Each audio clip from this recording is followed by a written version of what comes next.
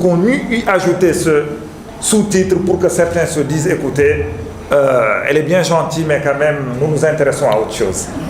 Et finalement, la mort dans l'âme, elle a fini par céder. Merci à vous.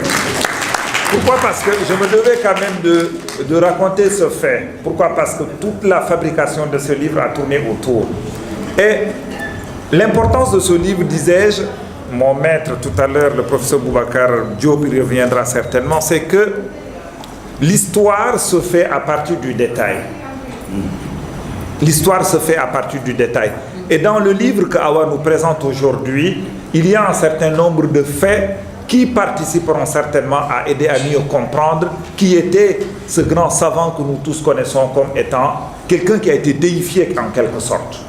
Et j'ai volontairement utilisé ce terme pour aller, au risque peut-être de me faire lyncher, hein?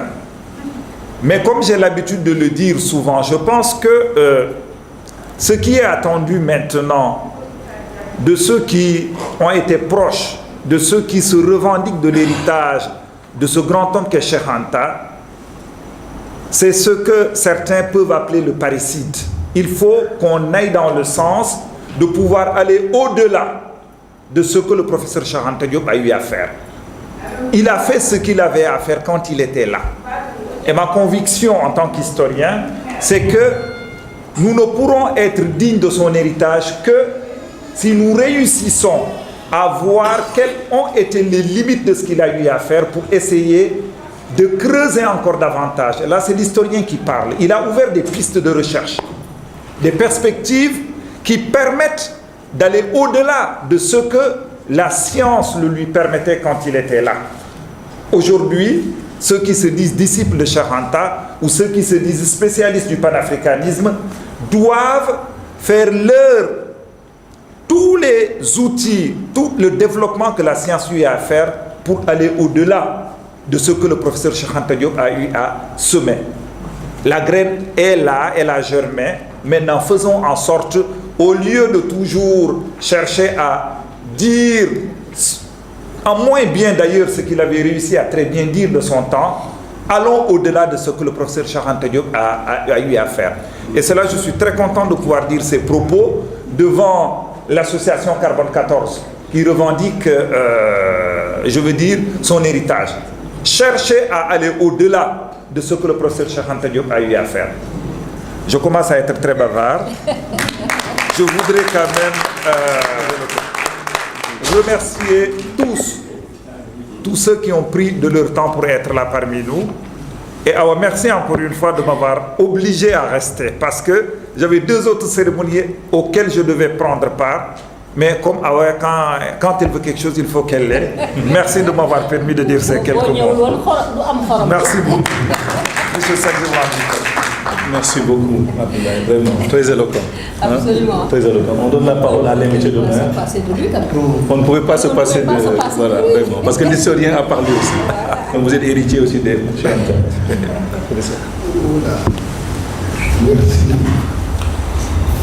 Merci de m'accueillir, Madame Awa. Merci pour tous ces mots, cet honneur. Je suis sur la rue de Descartes.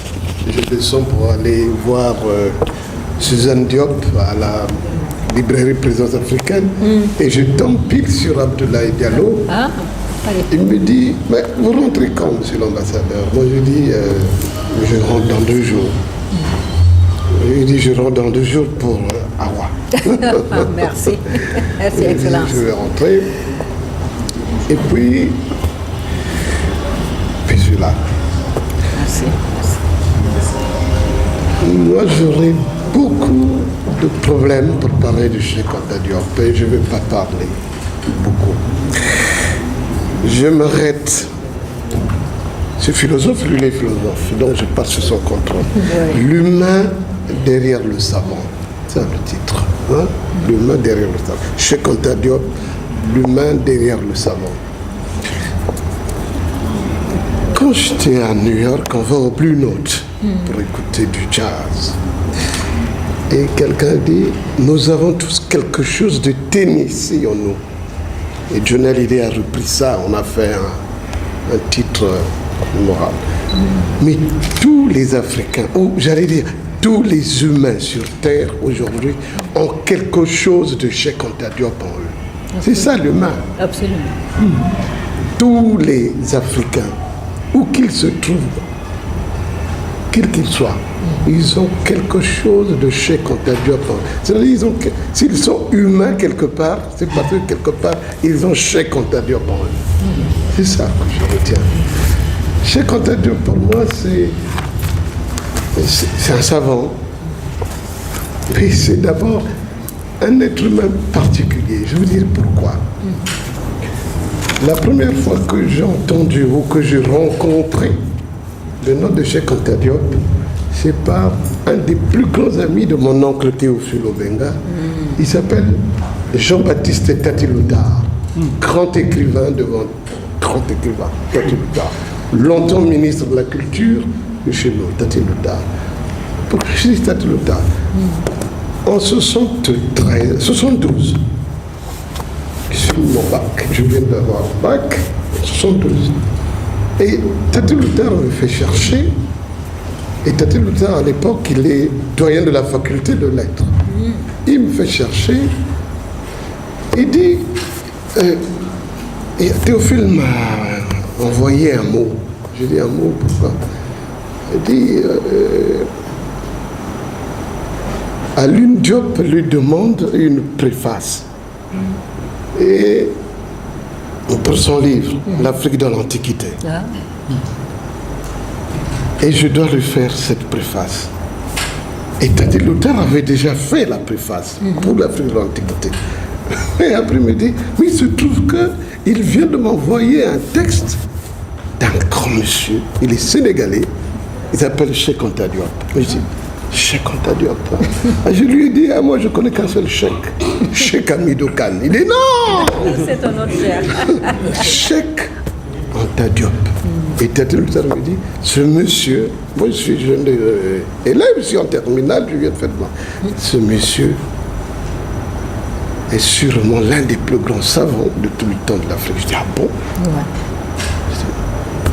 Il vient de m'envoyer un texte. Et ce texte, je dois le lire. Mais je dis, ah bon?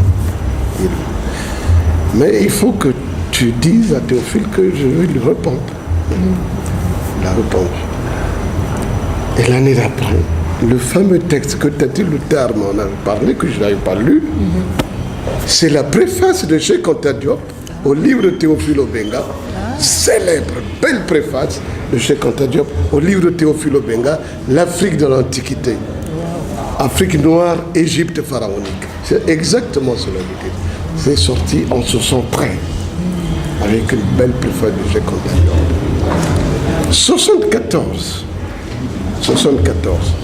Mon oncle est rentré. Théophile est rentré en 71. Mon oncle est rentré. Il est directeur général de l'ENES.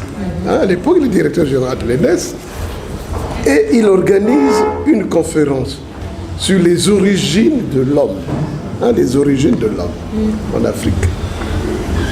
Et parmi les deux invités qu'il fait venir, il y a deux invités, il y a Cheikh Anta Diop. Mais c'est avant qu'ils aillent au Caire. Le fameux colloque du Caire. Ils viennent à Brazzaville. Il y a deux invités de Théophile Obenga. Il nous dit, il dit à sa femme, personne, à Yvonne, docteur Yvonne Obenga, il dit, on va recevoir deux grands invités qui vont arriver pour ce colloque, pour cette conférence sur les origines de l'Afrique. Les deux, c'est Cheikh Anta Diop et un autre, un Français, qui est devenu un des plus grands paléontologues de tous les temps. Yves Coppens. Mais Yves Coppens était jeune à l'époque. À l'époque, il était directeur de recherche à l'Institut, au Muséum d'histoire naturelle. Avant qu'il aille au Collège de France, il était au Muséum d'histoire naturelle. Yves Coppens. Mais je ne connaissais pas Yves Coppens, mais nous connaissons Cheikh Anta Diop. C'est comme ça la première fois que j'ai vu Cheikh Anta Diop. Il est venu à la maison, on a fait un dîner mémorable On a fait un dîner mémorable. C'est comme ça que j'ai vu pour la première fois chez Diop. Après, je suis allé en France. Ce que je veux dire, les deux choses que je vous dis, une dernière chose. J'arrive en France, je fais mes études, je suis en Sorbonne. Et quand Théophile vient à Paris, il me fait chercher, donc je dois l'accompagner. Et j'accompagnais presque tous les jours Théophile au Béga à Présence africaine. En face de Présence africaine, pour ceux qui connaissent la rue des Écoles, en face de Présence africaine, il y a un café. Ce café a changé de nom. Ça s'appelait le Celtic, pour ceux qui connaissent. Le Celtic. Il est juste en face de Présence africaine. Et à l'époque, Présence africaine, c'était 2 maisons. 18 bis rue des Écoles et 25 bis rue des Écoles. 18 bis rue des Écoles, c'est là où se trouvait le bureau de Alioune Diop. Alioune Diop. Et 25 bis, c'est la librairie. Quand Théophile venait, nous, on se trouvait au Celtic. Ah ouais, nous restons au Celtic. On venait là vers 10h, 11h. On venait là 10h, 11h. S'il vous plaît, jusqu'à ce que le barman, le propriétaire vienne fermer. Pour dire, mais monsieur, il faut partir. À cause de Cheikh Anta Diop. Monsieur Alioune Diop, grand Alioune Diop, svelte, comme un beau serrère, lui, il passait, il sortait de son bureau. Alioune Diop, quand il sortait de son bureau de la rue 18, il passait, il prenait le long de la rue des Écoles, au lieu de prendre la rue de Carme, parce qu'il habitait en bas là-bas vers Daubeton, Saucier de Daubeton, au lieu de prendre la rue de Carme qui va jusqu'à Saucier de Daubeton, pour ceux qui connaissent Paris, au lieu de prendre la rue de Carme, vous prenez la rue de Carme, vous avez la rue Descartes, vous avez la rue Mouffetard. Et vous allez de l'autre côté, vous êtes à Saucier de Daubeton, vous êtes chez les Diop, chez Alioune Diop. Lui, il sort au 18 bis de la rue des Écoles, il prend le long de la rue des Écoles, du côté du Celtic. Il vient, il rentre. Ah, messieurs, vous êtes là. C'est Anta Diop, Théophile. Wow. Du matin au soir. Comme ça, chez Anta Diop. L'humain, c'était quoi? L'humain, c'est qu'à la fin, il voyait que j'étais fatigué, j'étais jeune, et puis je voulais partir. Il dit, neveu, mais tu vas partir. Après. Et c'est là, vraiment, je disais, mais ça c'est chez Anta Diop. C'est vraiment chez Anta Diop. Il sort les tickets de métro. C'est vrai, les tickets de métro. Il sort les tickets de métro. Et à l'époque, c'était beaucoup d'argent. Il sort les tickets de métro et 50 francs français à l'époque. Neveu, tu vas rentrer, voilà les tickets de métro, et puis ça, tu vas manger le couscous de l'autre côté. Parce qu'il connaissait bien tous les couscoussiers qui étaient à côté. Et je lui disais, mais non, moi j'habite juste de l'autre côté du jardin du Luxembourg, je suis à Saint-Sulpice. Il suffit de traverser le jardin du Luxembourg, je suis. À Saint-Sulpice, c'est pas loin de Présence africaine. Je suis pas loin, je ne prends pas le métro. Moi je marche tranquille, je traverse le jardin du Luxembourg, je passe par Saint-Germain-de-Prés, et puis je suis chez moi à Saint-Sulpice. Il me dit, prends toujours. Il dit, prends toujours, ça va te servir le ticket de métro. Et diable, ça me servait après. Ça, c'est l'humain. Vous comprenez? Ça, c'est l'humain. Deuxième chose. Un grand Sénégalais, un grand homme de chevaux, un grand homme de culture de chevaux, qui a été longtemps ministre. À ce moment-là, il est directeur général de l'UNESCO, Matar Mbo. Matar Mbo organise une des conférences, enfin une des réunions sur le fameux l'histoire générale d'Afrique. Il organise. La plupart des Africains qui étaient venus pour cette réunion se sont retrouvés là à Présence africaine. Et moi, j'étais là toujours. J'étais avec une amie, je l'ai dit. C'est une grande dame. Aujourd'hui, elle vit à Gorée, mais en ce moment, elle est à Paris. Christelle Falgaret, directrice du musée d'Aperma. À l'époque, elle n'était pas encore, elle était étudiante comme moi, elle faisait théâtre. Christiane et moi, on était là. Et puis, je vois arriver, on va arriver. Ogot, qui est un grand historien, Ogot. Je vois arriver Ketia Kwebena. C'est un grand musicologue. Ketia Kwebena avec avec Francis Bébé, ce sont eux qui ont fait le premier hymne de l'Union africaine. Enfin, Ketia Kwebana. Je vois Okoth. C'est de grand monsieur. De l'autre côté, je vois Théophile. Je vois Cheikh Anta Diop. Je vois Cheikh Anta Diop. Il y a qui encore, il ne faut pas que j'oublie pour ne pas faire de jeu. Mais je vois cela. Puis, je dis au revoir à mon oncle, à Théophile. Je dis, bon, puisque vous allez à votre réunion à Miolis, hein, ça se passait à Miolis, à l'UNESCO, et moi je reste. Cheikh Anta Diop. Cheikh Anta Diop. Ah ouais. Mais Théophile, mais amène le neveu. Amène le neveu. Ça c'est l'humain. Amène le neveu. Il dit oui, mais non, on va à la réunion à l'université. Amène le neveu avec toi. Il va venir apprendre.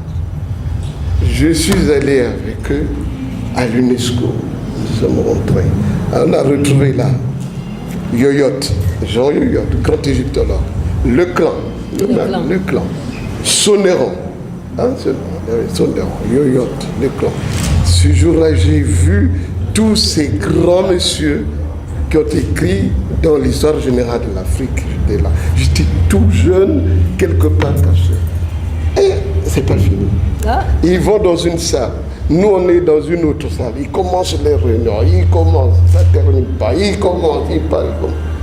Quelques minutes après, je crois qu'ils voulaient aller là où les rois vont seuls. Vous avez compris, hein? Là où les rois vont seuls. Ils sortaient pour aller là où les rois vont seuls, là où les reines vont seuls. Vous avez compris, je pense. Donc, il est sorti. Il me dit, ah, neveu, tu es encore là. J'ai dit, oui. Reste là. Quand il revient, il me prend à la main et il m'introduit dans la salle où ils étaient tous en réunion et il fait venir, c'est la guerre qui a fait ça, il fait venir un photographe. On a fait la photo et j'étais avec eux. Ça, c'est l'humain. Tout à fait. Ça, c'est l'humain. Ça, c'est l'humain. Et puis, je lui dis, il me dit, ces gens que tu vois là, il me dit, Okoth que tu vois là, je crois qu'il est ougandais ou quelque chose comme ça, Okoth. Il dit, c'est un grand monsieur. Et c'est lui qui me présente tout ce qui était là. Ketia Kwebana, Sonéron, le Yoyot. J'ai connu ces gens-là. Vous avez été à la grande école. Et ah oui, et quand je suis resté jusqu'à la fin, quand on est revenu, et je terminerai par là, quand on est revenu, tout le monde est parti, Cheikh Anta Diop, Théophile et moi, nous sommes repartis au quartier latin. Nous sommes repartis au Celtique. On est reparti au Celtique. On est resté là, on a grignoté quelque chose. Et puis, Théophile dit, bon, il faut que tu rentres, il faut qu'on rentre. Ok, on est allé à Saint-Michel, à rue Saint-André-des-Arts, et à le métro. On rentre. C'était pour que Théophile prenne le métro, parce que lui, il allait à Saint-Denis. On descend, il parle. Ça ne suffit pas. Il remonte avec Théophile, qui dit non, il faut que je te raccompagne. Il parle. Ils redescendent. Ils parlent. Ils reviennent. Et j'ai trouvé ça extraordinaire. Ouais. Ils parlent. Et à la fin, il me dit, neveu, on se voit demain. Quand je regardais mon montre, il était 11h30 du soir. Je dis, Cheikh Anta Diop. Mais comment on peut... Ce monsieur est un grand savant. Et comme ça, il se balade avec moi et tout. Voilà, l'humain. C'est ça que j'appelle l'humain. Et donc, quelqu'un qui en même temps tracé des sillons sur le plan scientifique dans des domaines aussi difficiles que les mathématiques et que la physique, que l'esthétique. C'est un des domaines, explorés par Cheikh Anta Diop que beaucoup d'Africains n'ont pas encore exploré. L'esthétique africaine. Et je rêvais, moi, de faire un jour une thèse d'État sur les rapports entre l'esthétique négro-africaine et l'esthétique de l'Égypte pharaonique. J'espère qu'un jour j'y arriverai. Mais parce que je voyais...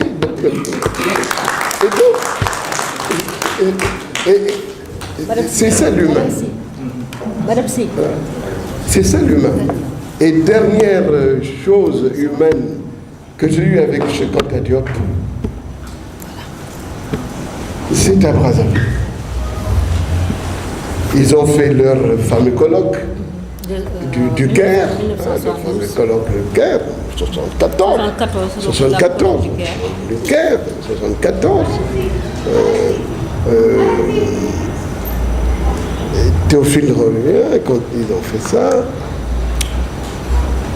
Moi, je suis rentré après. Après mes études, je suis rentré à Brazzaville. Et quelques années plus tard, c'est 86. Je suis rentré en 85-86. À ce moment-là, Théophile est directeur général du CICIBA, à Libreville, au Gabon. Cheikh Anta Diop vient à Brazzaville. Tati Loutar est à ce moment-là ministre de l'Enseignement supérieur. On va chercher Cheikh Anta Diop à l'aéroport. On va le chercher à l'aéroport, on le met dans un hôtel. Tati Loutar me fait chercher. Il me dit, Cheikh Anta Diop est là. Il a demandé que ce soit toi qui lui fasse le tour de la ville avant qu'il aille Parce qu'il allait à Kinshasa, en fait, il allait à Lumumbashi avec quelqu'un que vous connaissez sûrement, avec le professeur Ndaïwel, Isidore Ndaïwel, qui est un grand historien de l'autre côté du fleuve. Et donc, je dis, ah bon? Il dit, bouge pas, il va venir.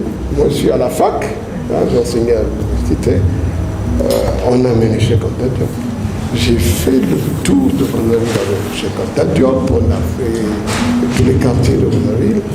Et après, je l'ai accompagné au beach.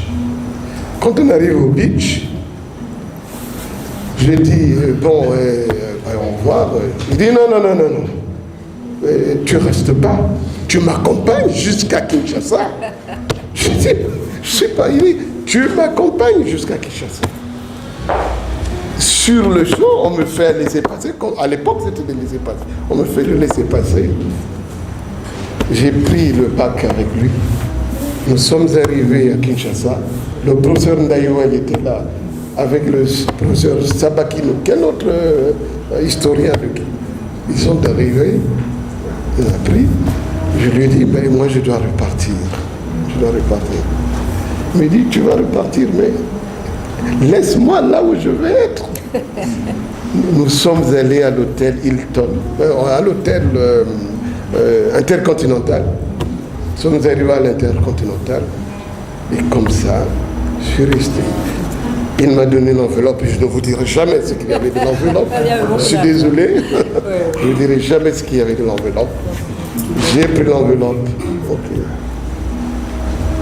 J'ai dit, bon, ben, oncle, demain vous allez aller à Lumumbashi, je te dis au revoir et puis on se retrouvera à ton retour quand tu reviendras. Quand je suis revenu, c'était la dernière fois que j'ai vu Cheikh Anta Diop vivant. Ça m'est resté. Voilà l'humain. Ouais.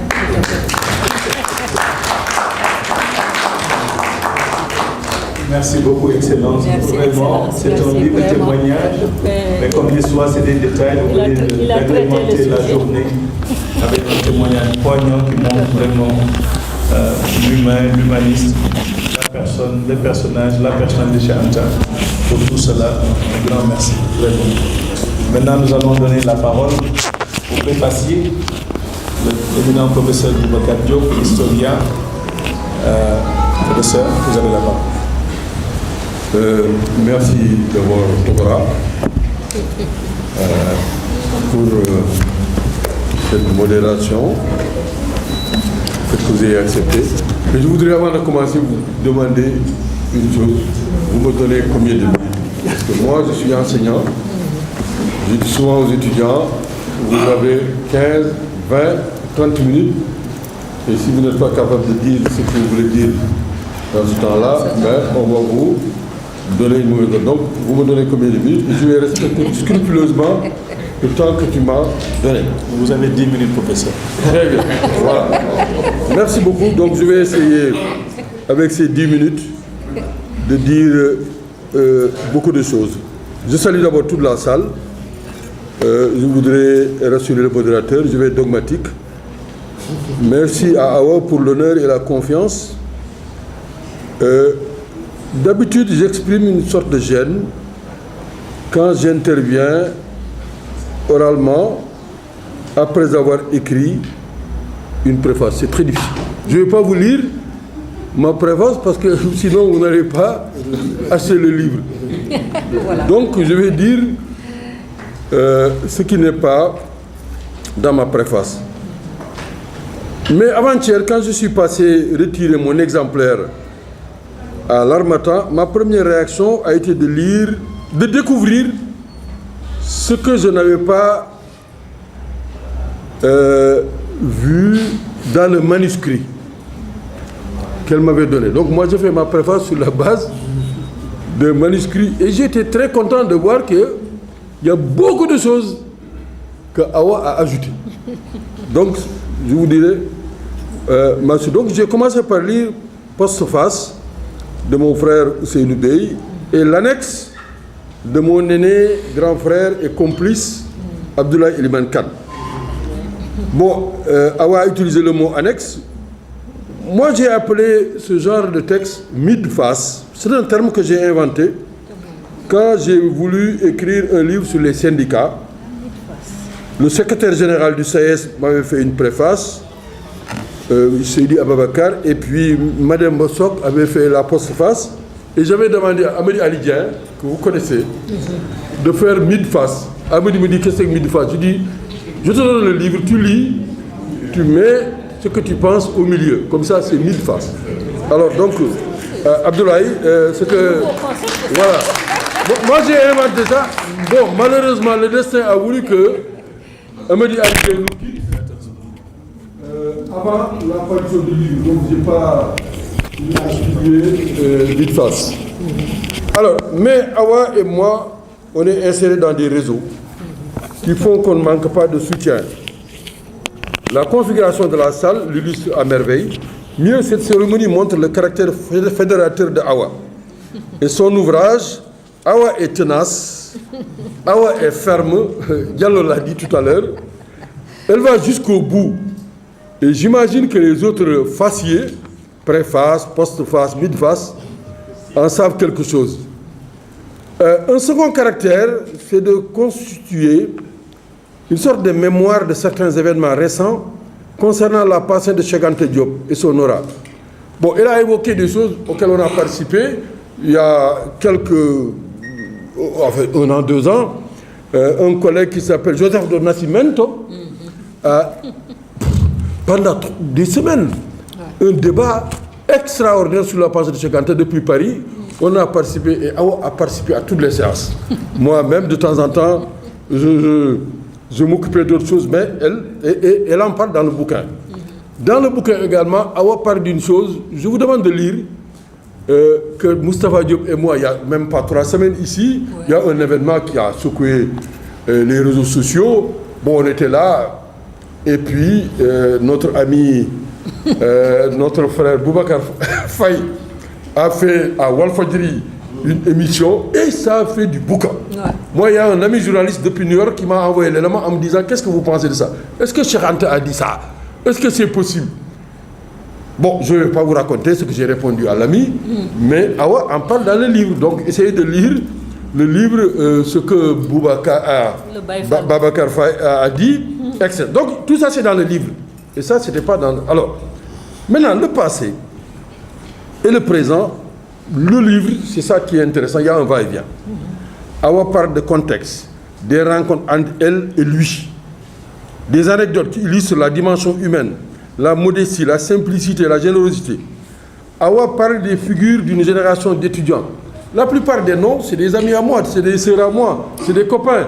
Je revois, je ne vais pas les nommer parce que je les connais, les uns, je les ai connus à Saint-Louis, d'autres à Dakar, à l'université.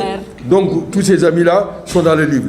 Les étudiants à la campagne, Aujourd'hui, ce que les universités appellent la troisième mission des universités. Vous savez, les universités, pendant très longtemps, on leur avait donné 2 missions. Enseignement et recherche. Aujourd'hui, tout le monde parle de la troisième mission, service à la communauté. C'est dans les livres. Parce qu'avec Cheikh Anta, avec les étudiants du RND, avec les étudiants aussi maoïstes de l'époque que nous étions, ben, ça, on le faisait déjà. Très bien. Et donc, ça, c'est dans le livre. Cheikh Anta et les paysans, Cheikh Anta et les femmes, les flashbacks des années de Brest, la démocratie de fer et d'enfer dans ce pays. Parce que nous avons vécu. Quand je vois aujourd'hui la démocratie au Sénégal, je dis quand même, il y a eu des combats. Nous, en 1973, on nous a enfermés à l'université, les hélicoptères tournaient, on nous a empêchés de sortir pour voter. Donc, tout ça, c'est dans le livre. Ça, c'est des moments aussi de l'histoire de ce pays. Il faut que les jeunes, ils connaissent tout ça, pour savoir le chemin qui a été parcouru. Et donc, voilà. Rapidement aussi, les combats épiques. Sigi, Tahaou, Tchaddo. Alors là, c'est dans le livre. Le retour dans les années 80, les événements culturels, le symposium sur l'œuvre de Cheikh Anta que notre doyen Pathé Diagne. J'ai fait 4 interventions. Moi, je venais d'arriver, j'étais assistant fougueux. Je disais ce que je pensais. Et les conférences au Cameroun, au Niger, mais aussi le livre est dynamique. Cheikh Anta et certains de ses adversaires. Moi, ma thèse de 3e cycle, celui qui a dirigé ma thèse sur la malédiction des Noirs, d'où ça vient? Jean Davis. C'est Jean Davis qui a été mon directeur de thèse. Et Davis et Cheikh Anta, c'est extraordinaire, elle en parle. Parce que Davis a été très courageux. Ouais, absolument. Davis m'a invité avec ma femme d'ailleurs, qui est dans la salle. Bon, Davis était mon professeur. Ah oui? Oui, j'ai travaillé avec Davis. Alors Davis, j'en sais beaucoup de choses. Alors heureusement que tu en parles. Il a été très courageux. Je sais que ça lui a coûté très cher, ce qu'il a osé écrire, etc., etc.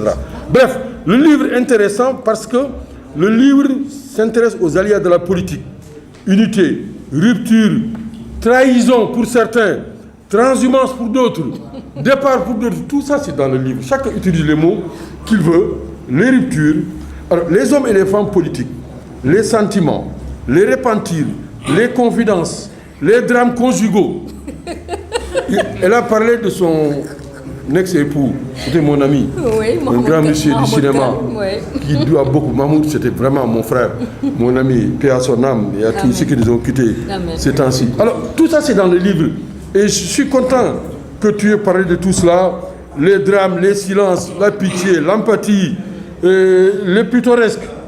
Alors, Cheikh Anta aussi, qui porte des chaussettes. Et les militants qui sont vraiment contents, ils pensent que ça va pas. Vraiment, Grand Binimoui Solo, c'est pas ça. Donc tout ça, c'est dans le livre. Et comme Diallo l'a dit, d'ailleurs, je me rappelle, je fais partie de ceux qui ont poussé Ibrahim Fall à être candidat aux élections présidentielles en 2012. On avait les mêmes types de problèmes. Est-ce que Ibrahim doit s'habiller comme ça? Est-ce que sa coiffure, etc. Lui, il aimait bien Cheikh aussi. Et donc notre même terme, tout ça, c'est lui. Donc je suis content que les hommes politiques, qu'on les taquine un peu. Hein, comment s'habiller, comment gagner. Est-ce qu'ils vont gagner par les idées ou bien par l'habit, etc., etc. Donc tout ça. Alors, j'avais promis de faire 10 minutes. Ça me rappelle d'autres candidats, d'autres leaders, la politique, l'esthétique, le spectacle, la sobriété. Abdoulaye pourra y revenir. Cheikh Anta, discret et généreux. Moi, je vais conclure par ceci, pour terminer. Je vais faire des confidences destinées à Awa sur l'idée de rééditer et accepter. Parce que ce livre va s'épuiser, j'en suis sûr. Mais je suis sûr qu'Awa va ajouter 2 choses. Alors, je vais te donner 2 choses, parce que moi, je ne vais jamais écrire sur les confidences. J'ai été médiateur à l'université, on me dit, Bouba, tu vas écrire. J'ai dit, je n'écrirai jamais sur ce que j'ai vécu pendant 8 ans à l'université comme problème. Bon, c'est mon éducation, c'est comme ça, c'est difficile. Les femmes peut-être sont plus courageuses que nous. Alors, mais je vais donner des choses aujourd'hui parce que Awa a provoqué. Premièrement, moi, avant de venir à Dakar, moi je suis né à Saint-Louis, j'ai grandi à Saint-Louis, je connaissais Cheikh Anta parce que il y avait un de nos grands, il est un Tchessois d'ailleurs. Il voulait, je crois qu'il voulait épouser ma sœur, il va épouser ma sœur. C'est lui qui m'a offert un livre qui s'appelle Unité culturelle de l'Afrique noire. C'était pour influencer peut-être ma soeur. Alors, c'est comme ça que j'ai connu d'ailleurs Cheikh Anta. Moi, j'étais au lycée, j'ai lu Unité culturelle de l'Afrique noire. Et ça m'a beaucoup impressionné. Quand je suis venu à Dakar, première conférence, c'est Cheikh Anta comment nous et les étudiants que nous étions, j'étais avec la bande, des noms que tu vas connaître, Madié Mbodj, aujourd'hui dirigeant dans Yono Askanui, militant dans Andidief, tout ça.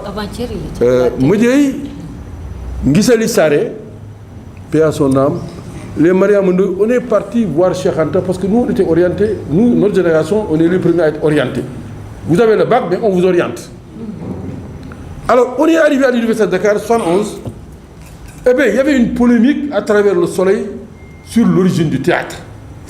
On était curieux, on dit, mais cette polémique-là, il y a Cheikh Anta qui écrit, Lonis, on dit qu'il y a un monsieur Lonis qui écrit, qui répond, il y a un Éthiopien qui s'appelle Tchagaï, mais ça a pris des semaines et des semaines. Vous pouvez lire ça dans le journal Le Soleil.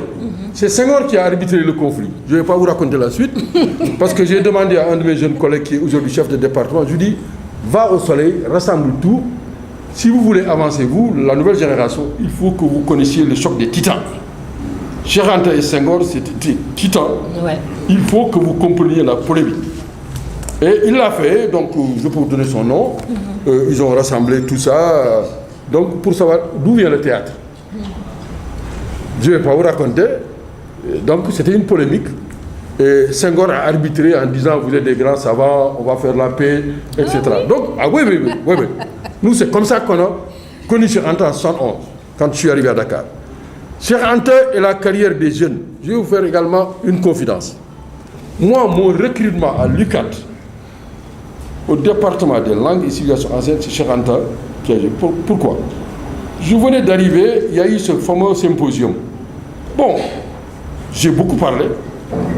Et puis il y a des gens qui demandent, mais ce jeune-là, d'où est-ce qu'il vient, etc. Bon, j'avais demandé un poste à l'IFAN, au département d'histoire et au département des langues anciennes. Vous n'allez pas vous raconter. L'université, c'est très compliqué, c'est complexe. Les postes, les combats. C'est Cheikh Anta qui m'a dit, mais il paraît qu'il y a des gens, à gauche, à droite, il y a des tiraillements. Mais il paraît que vous avez fait latin, vous avez fait grec, vous avez fait... Mais il y a un poste là-bas. Il a appelé Alassane Daou. Oui, Alassane Daou. Et c'est comme ça, vous savez comment ça se passe, hein. Ablaye est là, il sait comment ça se passe l'Assemblée. C'est comme ça que moi j'ai été recruté. Donc Cheikh Anta a joué un rôle très important pour que nous, les jeunes là, on soit tous recrutés. Je ne donne pas les détails. Mais il m'a appelé, il a dit comment il faut faire pour que chacun parmi les jeunes là puisse être recruté. Ce n'est pas la peine que les gens soient en compétition éternelle. Ça, je donne cette révélation. Le père, le manager, l'influenceur, Cheikh Anta, et j'aurais pu donner des informations sur les relations avec Assane Daou, avec Hassan Sek, Madi Diallo. Mais c'était ça, Cheikh Anta, il avait des liens avec tout ce beau monde. Et il intervenait, il réglait des problèmes. Il donnait donc, alors, la confirmation sur les relations avec les partenaires. Doyen Bara, son fils est là devant moi. Moi, quand j'ai connu Cheikh Anta, il y a deux personnes que je voyais toujours. Moustapha a fait partie, mais c'est Doyen Bara, qui était son chauffeur, son cousin. Et Elie Madjojo. Elie Madjojo, toujours au bureau, c'est Elie que je trouvais là-bas aussi. Donc, moi, et pour les étudiants, pour voir Cheikh Anta, il fallait que de midi à 15h, je renonce au déjeuner. Ah oui, Cheikh Anta, pour le voir, il faut accepter de venir entre midi et 15h. C'est comme ça que nous...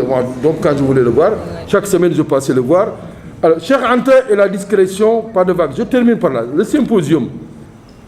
Mais c'était chaud, parce que quand on a fait le symposium, moi, je me suis permis, j'étais très jeune, fougueux, je disais ce que je pense. J'ai fait 4 communications, mais il y a une des communications qui a fait beaucoup de bruit.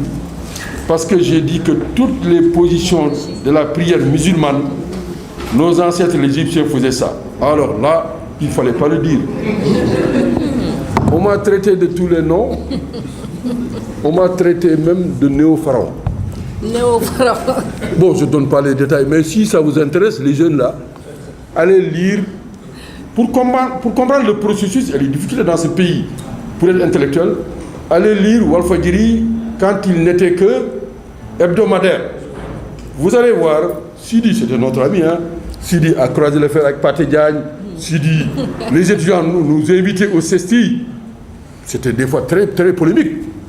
Et Sidi, et je vais le nommer, l'imam Cheikh Touré, paix à son âme, bon, il n'était pas content. J'ai dit toutes les positions de... Moi, j'ai appris le Coran. Mon père est imam. C'était imam. Donc, pour l'islam, quand même, j'en sais beaucoup de choses. J'ai dit toutes les positions. Et le mot prier, les ablutions. Mais ces mots-là, ce n'est pas des mots arabes. Ce n'est pas des mots arabes. Djulli, Djak, Tim, War. Mais c'est des mots africains. Donc, nos ancêtres, il y a beaucoup de choses qu'ils faisaient auparavant. L'islam, le christianisme, le judaïsme. Et Cheikh Anta, il a dit. Donc ça, lors du symposium, ce problème... Alors, pour terminer, ça permet de mieux comprendre les préfaces.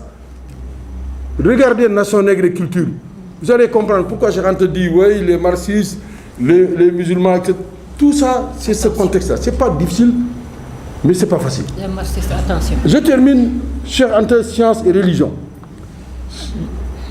Le dernier symposium, très important, Monseigneur Tchandoum était là. C'était à l'amphi. C'était pas, à l'époque, il n'y avait pas ce grand amphi. C'est l'amphi, le grand amphi, qui était le grand amphi là où il y a le local du SAES aujourd'hui, en face. Mais à un moment, Cheikh était très discret. Cheikh ne voulait pas. Moi, quand j'ai fait mon intervention, on était côte à côte. Mais il était tellement content qu'on puisse dire ce qu'on pense. Ouais. Qui m'a donné la main en disant Très bien. il ne voulait pas faire de boucan. Et la dernière anecdote, c'est quand le SAES, Ablaye pourra en parler, parce que c'est Ablaye qui m'a poussé à accepter d'être 2 fois secrétaire général. Moi, j'étais membre fondateur du SAES dans mon bureau, avec Wali Kolifay, paix à son âme. Mais quand Ablaye, le deuxième mandat, c'est lui qui m'a convaincu d'accepter. Parce que je dis que les mandats, il faut savoir arrêter et laisser la place. On a écrit qu'après 2 mandats. Mais quand on a créé le SAES, Cheikh Anta m'a demandé dans son bureau. C'était un cas très intéressant, très délicat. Parce qu'à l'époque, c'est Major du RND qui était secrétaire général du Sud-Est. L'autre Sud-Est, c'était le Sud-Est Ndoye. On était dans une situation confuse, terrible. Nous, les jeunes, on a décidé de créer un syndicat autonome de l'enseignement supérieur. Mais Cheikh était au courant. Et quand je suis venu dans son bureau, il m'a dit, Bouba, il paraît que vous avez créé un syndicat. Je lui ai dit, oui, Cheikh. Il a ri, il ne m'a pas dit si c'est bien, si c'est pas bien. Mais il a souri, il a ri. Peut-être qu'Ablaye, je ne sais pas, ou peut-être les membres du RD. Mais jusqu'à présent, je ne sais pas ce que Cheikh pensait de cette affaire. Alors, mes 2 minutes qui me restent. Oui, parce que c'est combien de minutes? Il a fait le double. Voilà. Professeur, vous avez dépassé. Voilà. Alors, mais je termine par 2 minutes. C'est pour remercier Awa. 2 minutes africaines ou... Non, 2 minutes africaines. Je remercie Awa pour 2 choses. Il y a 2 ans, j'étais invité au Caire avec une délégation du ministre de la Culture pour parler de beaucoup de choses. Et à la fin, on a proposé aux 2 ministres, le ministre du Sénégal et le ministre de l'Égypte, qu'on célèbre en 2024 ici à Dakar le 50e anniversaire de la conférence du Caire. Je ne donne pas les détails. Awa fait partie des rares personnes qui, dès que je parle de ça, sont venues dire on va y travailler. Bon, j'espère qu'on sera là tous vivants dans 2 ans.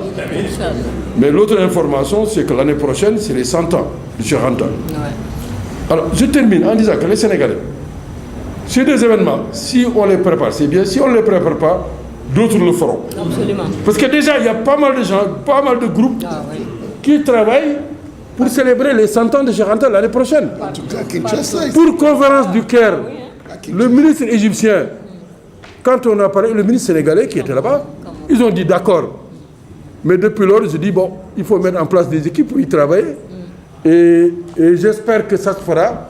De même que j'espère qu'on aura le courage, comme on a le courage de publier ça je parle à l'Harmattan, qu'on publie des textes de Amady Ali Dieng. Amady Ali Dieng, c'était notre aîné. Mais Amady, il m'a montré plus de 203 pages sur Cheikh Anta, qui ne sont pas publiées. Et ça, il faut discuter avec la famille. Moi, je ne sais pas. Je vous donne ces informations parce qu'aujourd'hui, c'est le moment de faire des confidences. J'ai lu le manuscrit où Amady fait l'archéologie de la pensée de Cheikh. Entre parenthèses, beaucoup de jeunes Cheikh Antis pensent que Amady vraiment il empêche de tourner en rond, il n'aime pas. Au contraire, Cheikh Anta lui a dédicacé un de ses livres. Il a dit à Amady, c'est Amady qui partait chercher des livres pour Cheikh Anta. Mais Amady était un libre pense, il dit ce qu'il pense. Donc, je donne cette information. Et Amady également, c'est là, ça c'est le dernier mot. Concernant Cheikh Hamidou Kane, j'ai vu, quand ils étaient étudiants, mais des manuscrits de la revue des étudiants, des écrits très critiques vis-à-vis de ce que les aînés écrivaient. Alors, je pense qu'il ne faut pas au Sénégal qu'on fasse de l'autocensure. Il faut arriver. Ça ne signifie pas que tout ce qu'ils avaient écrit, ils avaient raison. Mais au moins, on doit connaître ces textes. Et je vous remercie. Mes excuses d'avoir dépassé 10 minutes. J'ai pas tout dit. C'est quand même extraordinaire. Parce que quand vous regardez la profondeur des témoignages de l'ambassadeur Luc Akayebi et les témoignages de Bouba, vous sentez que quand on parle de chez Anta, on ne peut pas travailler avec la montre, mais plutôt avec le temps. Donc tu es vraiment excusé. On m'a demandé de saluer la présence du représentant du ministre de la Culture, Mamadou Diaye, représentant de la maison d'édition et du livre. Et j'ai vu aussi au sein de nous un commis d'État qui est un frère, qui est Ousseynou Ba, Ousseynou, on te salue, l'ancien conseiller technique du président Amadou Toumani Touré, le grand journaliste et jumeau de Assad Ba, qui est aussi mon frère. Voilà, et la présence de Moustapha Diop, le petit frère de Cheikh Anta, que nous saluons et à qui nous rendons hommage aussi. Donc on va donner maintenant la parole. Il y a El Bey aussi qui est là avec nous. Ousseynou Bey qui est déjà avec nous. Le poste-face. Il peut venir là. Il peut venir. Venez s'il vous plaît, vous êtes prévu pour... D'accord. Quand tu seras prêt. Donc quand vous serez prêt, on donne la parole. On va passer maintenant la parole à quelqu'un qui est connu pratiquement de tout le monde ici. C'est le ministre Abdoulaye Mankane, qui a en face de lui aussi quelqu'un qui n'est pas prévu comme intervenant, mais qui devra quand même pour 2 minutes, faire un petit témoignage sur Cheikh Anta. C'est l'autre ministre de la Culture, ambassadeur Mahili Gassama, qui est en train lui aussi, à l'honneur et au souvenir de Cheikh Anta, de travailler sur un projet pour lui faire un grand mausolée au lieu de sa naissance. Donc, le ministre Mahili, vous aurez quand même si ce n'est pas prévu, à la fin, 2 minutes où vous le direz, parce que lui, il est à la fois témoin de ce que Cheikh Anta pense, mais aussi témoin de ce que l'autre titan, dans le clash des titans, Senghor, pour avoir été son scribe, et le ministre de la Culture, Iliman, pour beaucoup nous dire de ce que Senghor, mais aussi Abdou Diouf pensait pour avoir été le ministre de la Culture. Monsieur le ministre. Merci beaucoup.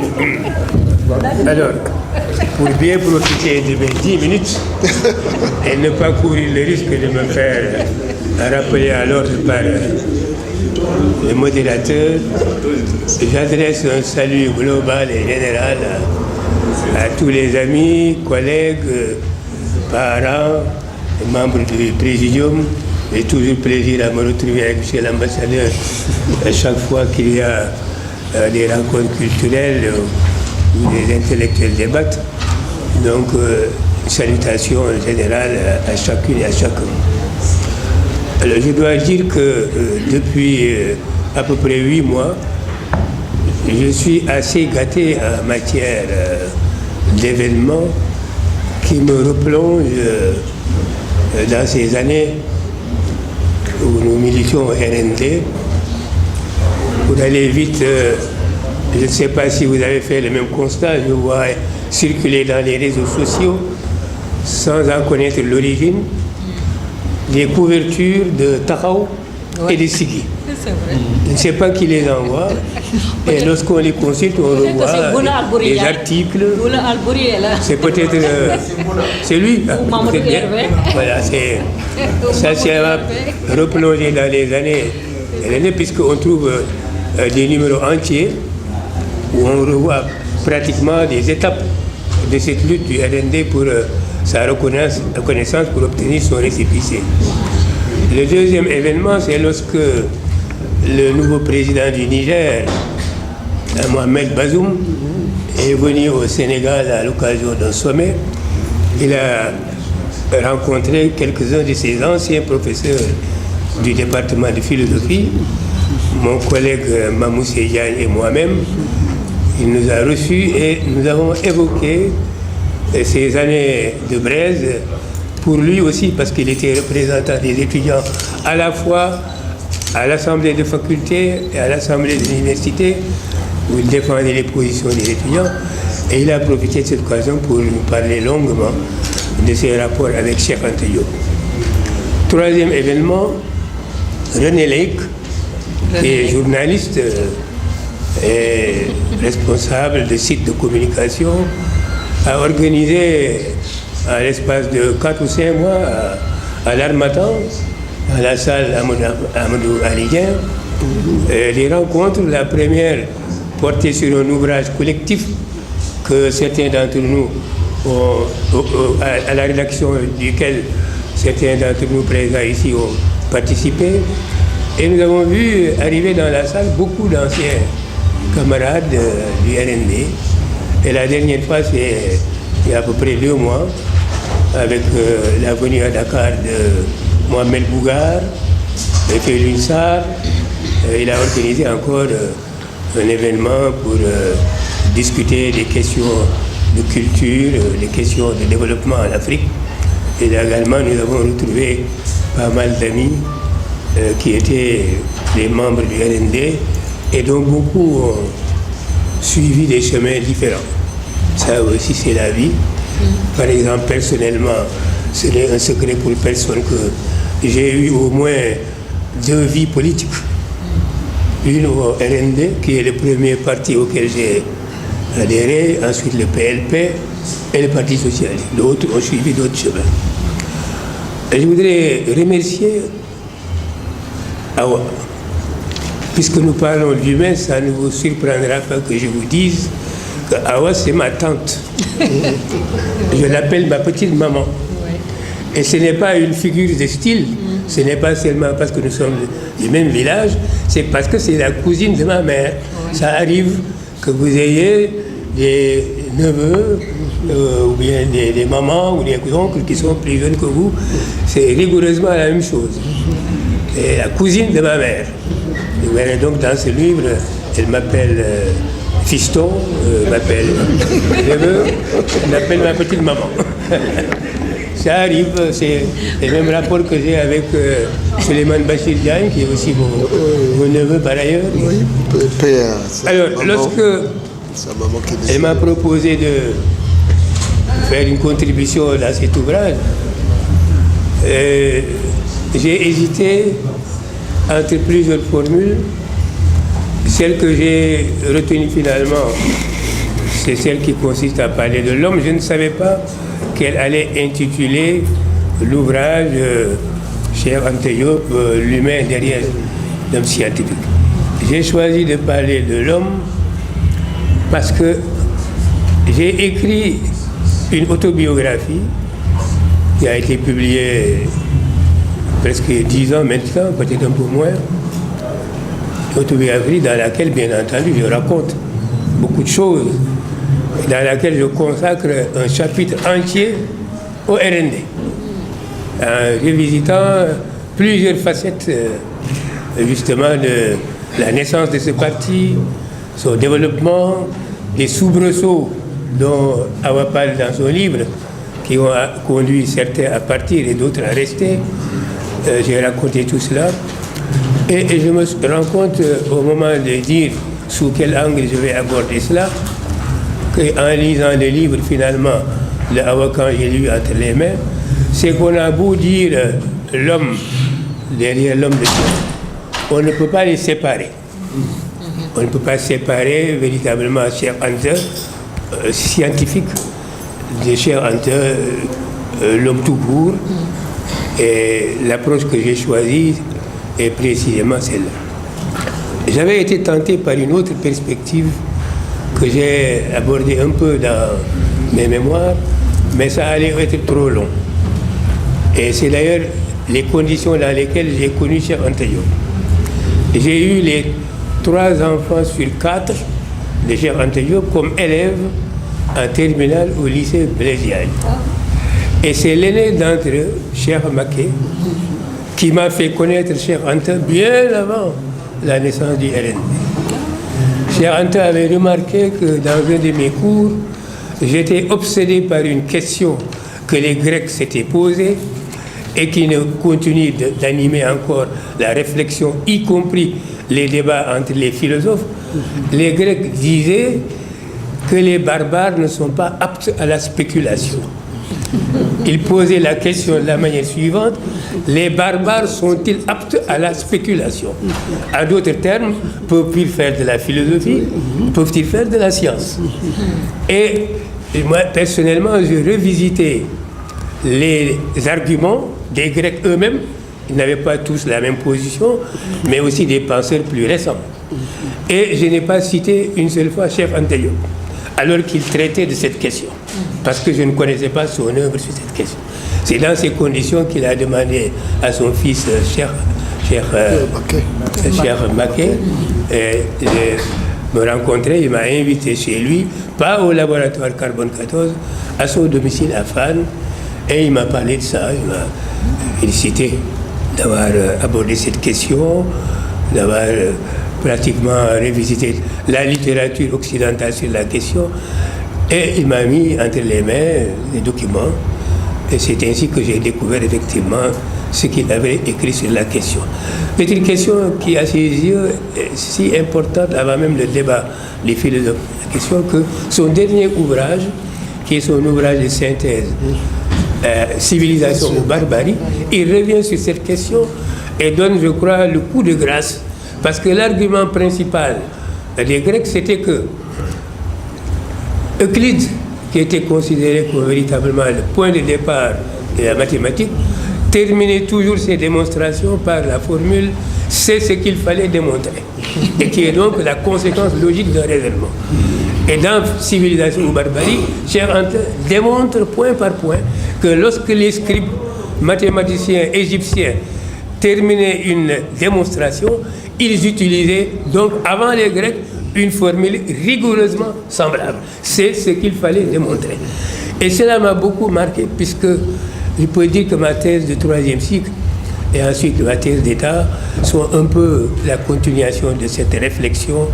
Les Africains, considérés sans doute bien après parmi les Grecs, par les Grecs comme les Égyptiens, étaient-ils capables de réflexion, de théorie, de philosophie et de mathématiques. J'ai fait ma thèse d'État sur les systèmes de numération des langues africaines. Et Cheikh Anta fait partie de ceux qui m'ont encouragé à faire cela quand je lui en ai parlé. Je n'ai pas choisi cette voie dans le texte que vous trouverez ici. J'ai choisi de parler de l'homme dans sa simplicité, dans sa sobriété, mais aussi dans la rigueur.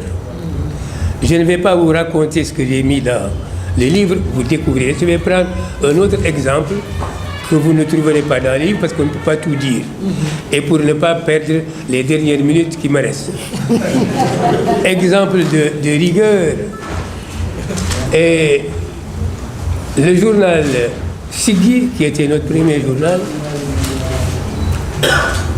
le régime du président Senghor n'a jamais pu trouver le moyen de l'interdire en l'accusant de diffamation ou des erreurs ou des fautes de ce genre. Pourquoi?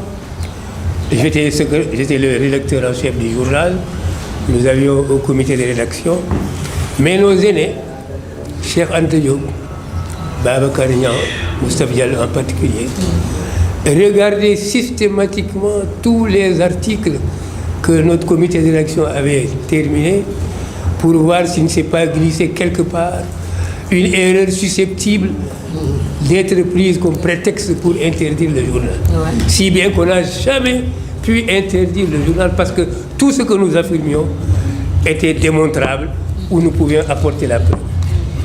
Le prétexte qui nous a conduit à changer de nom, c'est l'affaire des Géminés. Le président Senghor avait son idée sur la question. Il estimait que Siggi doit être écrit avec un seul G, alors que les linguistes africains disaient que la Géminée, il faut deux G. Par exemple, Seg, si vous ne mettez pas deux G, si vous mettez Seg, ça veut dire une tombe. Alors que si vous mettez Seg, ça veut dire se baisser. Et n'ayant pas pu le convaincre, il nous a dit ou vous écrivez avec un G, ou le journal est interdit. Alors pour ne pas faire interdire le journal et cesser d'écrire, nous avons changé de nom. Nous avons préféré nous appeler Tahaou. Mon grand frère Pathé Diagne en a profité d'ailleurs dans le premier numéro de Tahaou pour faire un article intitulé Siggi Faf. Ça veut dire Siggi voulait dire se redresser. Tahaou, ça veut dire finalement on est carrément debout. Siggi Faf.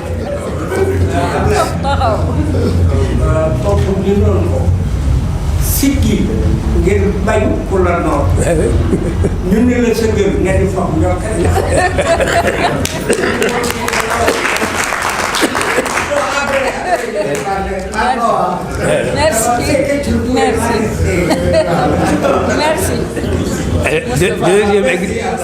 Deuxième exemple de rigueur, président, c'est le dernier cas que je vais exposer avant d'être arrêté. Deuxième exemple de rigueur, Cheikh Anta a écrit un article remarquable sur Pretoria, qui venait de fabriquer la bombe atomique, et il appelait donc les Africains à faire attention et à prendre au sérieux cette invention. Donc c'est un article très scientifique, bien écrit, accessible à tout le monde. Et il y avait une habitude dans les rangs du RND, certains de nos vieux qui n'étaient pas alphabétisés se faisaient traduire chaque numéro du premier article au dernier, dans les cercles qu'ils avaient.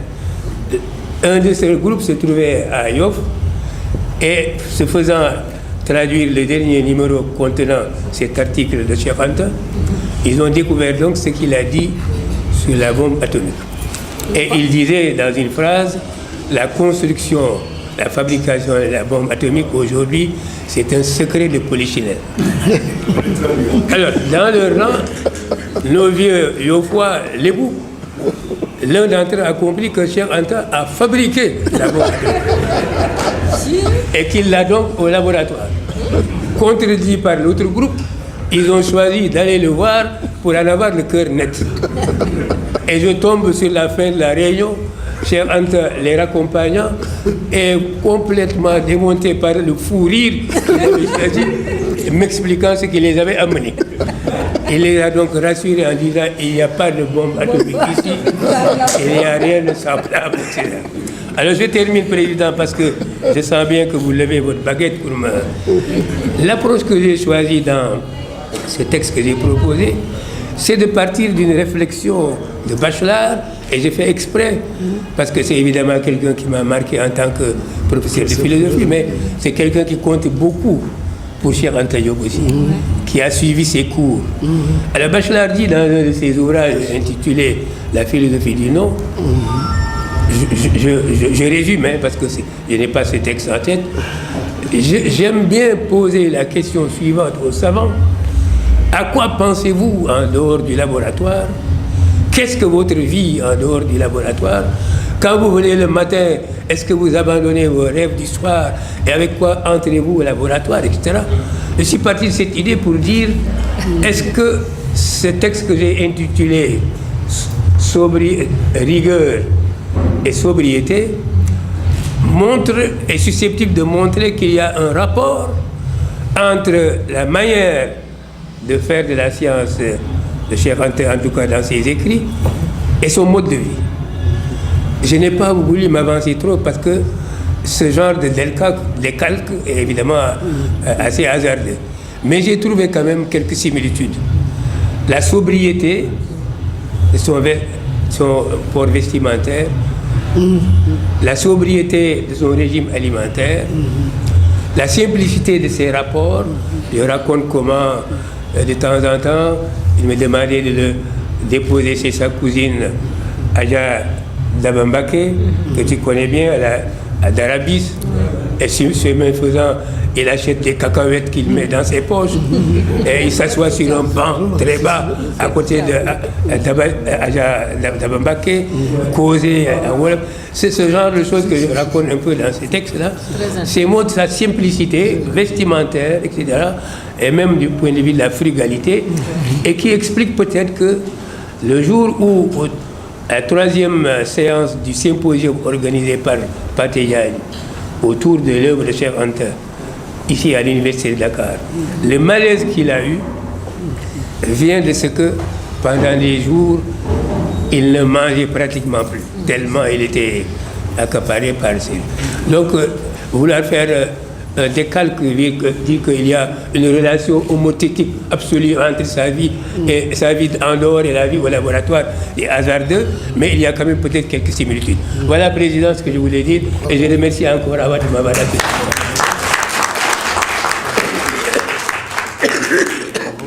Cher Awa, tu es d'accord avec moi que je suis un très mauvais modérateur, puisque je suis plus médiateur que modérateur et que je laisse nos invités dépasser les parties. Mais vous comprenez avec moi que sur les je n'ai pas lui laisser la possibilité de parler de cette anecdote liée à la bombe atomique. Moi, j'ai eu l'honneur, il y a 27 ans, en 1995, le professeur Gerd Koumaj de l'université de Düsseldorf me demandait de faire un article sur une communication sur la perception des Africains sur le fait qu'on ait utilisé l'uranium du Congo, donc notre frère congolais est là, l'ambassadeur. Et de l'autre Congo. Et du Congo en plus. Faire la bombe atomique. Et il voulait savoir quelle était la perception des Africains sur le fait qu'on ait utilisé l'uranium du Congo enrichi par les célèbres juifs dont Einstein et Oppenheimer pour aller aux États-Unis après le exil et faire la bombe atomique qui a permis d'aller bombarder Hiroshima et Nagasaki et terminer la guerre alors qu'il y avait des îles sur lesquelles les Japonais étaient encore en guerre, bien que Hiroshima a déjà, l'empereur Hirohito avait abdiqué. Donc ça veut dire que quand on parle de souvenirs, ces détails-là, et moi j'avais répondu que le seul physicien qu'on avait qui était capable justement de créer cette bombe, c'était Cheikh Anta, mais qui était à des années-lumière, parce que c'était un pacifiste. Et Awa va aujourd'hui nous montrer, mesdames et messieurs, maintenant nous donnons la parole, par modestie, au Sénoubé qui est là avec nous, qui est le post-facier, a préféré donner ces quelques minutes donc, de temps à Awa, l'auteur de ce livre, un beau témoignage. Maintenant, c'est à notre sœur, vraiment, de nous faire ce qu'on appelle chez nous le nokos, donc la pâte d'épices, qui va permettre aujourd'hui à notre sauce antaïs, vraiment, de nous remplir de joie, de nous galvaniser. Parce qu'il y a un grand philosophe qui disait que le bourreau tue à 2 reprises, la deuxième fois par le silence de sa victime. Et aujourd'hui, ça va bruire de beaucoup de notes, de beaucoup de témoignages, de beaucoup d'insiders, parce que tu as dit regard d'une disciple. Donc montre-nous d'abord la disciple, montre-nous ce regard de femme, montre-nous comment tu as pu observer pendant 9 ans et 3 jours cette personnalité, cette personne, ce personnage, vraiment cette bibliothèque qui aujourd'hui, on le veuille ou pas, est devenue l'une des références les plus importantes pour tous les hommes noirs de ce monde. Awa, tu as la parole.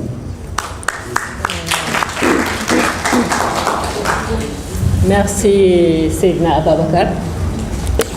monsieur le modérateur et président de séance. Et je vais remercier également mes copanélistes, notamment mon frère Cheikh Anta Bouba Diop. Je dis que c'est lui mon diatique intellectuel à Dakar quand j'arrive, parce qu'il y a beaucoup d'activités dans lesquelles il me recommande de participer, il me fait inviter, etc., parce que vous restez longtemps à l'extérieur, vous perdez un peu vos repères. Et mon fils, Ablaye Eliman Kane, qui, quand je lui ai demandé, n'était pas en très bonne santé, alors il me dit, ah, je ne vais pas bien. Je lui dis, ah, je suis déçue, comme ça, spontanément. Il me dit, ah non, je ne veux pas que tu sois déçu. Donc je vais me mettre dans 2 semaines. Merci, Sédika Adjaram. Alors, son Excellence, qui a eu à me recevoir aussi, avec qui j'ai discuté pendant longtemps, découvrant que vraiment, il a été à la bonne école. Des Cheikh Anta, des Théophile Obenga, des grands savants. Et c'est un grand auteur aussi. Il a beaucoup publié, dont à l'Armatan. Vraiment, c'est un grand intellectuel. Et je ne voudrais pas citer Dessal. Il y a quelqu'un qui dit Bo limé nga djoum mu ne bo limé da ngay dessal mu ne ma bañ a tudd notre sœur, notre grande sœur qui nous a motivés dans les études sur les femmes, en particulier moi, avec qui elle m'a invité à aller au Fouta faire des enquêtes. Je me destinais à la psychologie. On est allé sur le terrain, j'étais comme enquêtrice, moi j'étais enquêtrice et c'était son projet d'étude. Et c'est là que j'ai mordu à la sociologie et que je me suis réorientée. Et c'est vraiment une grande sœur, parce qu'une grande sœur c'est quelqu'un qui te guide, qui te soutient.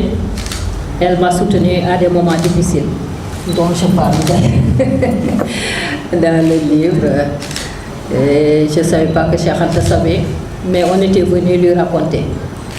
Et il m'a fait convoquer, me dire dégg naa yak Mahmoud da ngeen bëgg a fase. Quelques années après, je pensais que c'était quelque chose qui nous était qui était pour nous, parce que nous étions des jeunes étudiants, des jeunes militants dans son parti. Quelques années après, une grande sœur m'apprendra comment Cheikh a fait des pieds et des mains pour sauver son mariage avec un de ses proches. Ça veut dire qu'il voyait ce qu'on pensait qu'il ne voit pas. Mais il voyait tout, il savait tout. D'autant plus qu'on lui racontait beaucoup. Alors mon frère Oumar Dioum, avec qui je vous disais, c'est avec lui que j'ai créé, lui et Kalambay, que vous connaissez, Excellence, du Congo, qui était Canadien du Congo, que j'ai créé le groupe. Kalambay Kanchaba, voilà, Edouard. Voilà, Edouard. C'est un grand philosophe, sociologue. Oui, tout à fait, tout à fait. Nous avons créé le groupe d'études et de vulgarisation de l'œuvre de Cheikh Anta Diop au Canada. Il y a beaucoup de jeunes auxquels nous avons fait découvrir. Je me rappelle quand Oumar Dioum m'a parlé autour de la table de l'histoire des Noirs de Cheikh Anta, il y a quelqu'un qui a dit c'est quoi ça? Et quelques années après, personne ne parlait plus des Africains, des Noirs sans se référer à Cheikh Anta Diop. Il y a même eu des jeunes qui ont écrit grâce au travail que nous avons fait. Et les jeunes afrodescendants tels que les Haïtiens étaient devenus très fiers à partir du moment où ils ont découvert l'œuvre de Cheikh Anta Diop. Des grands camarades qui sont là, Moustapha Diop, Mamadou Hervé, Bouna Albouri Ndiaye, qui je vois, je crois que l'autre, et ma soeur avec qui j'étais au Canada, la professeure Rokhaya Fall, ma nièce que j'ai eu à connaître il n'y a pas très longtemps à Diarato, colonel avec qui j'ai partagé le salon du livre à Alger, un salon panafricaniste. Je vous salue. Ça va être difficile, dina desal nak Balmacha. Et je salue surtout qui sont. Tu n'es pas parti, tu m'avais dit que tu partais.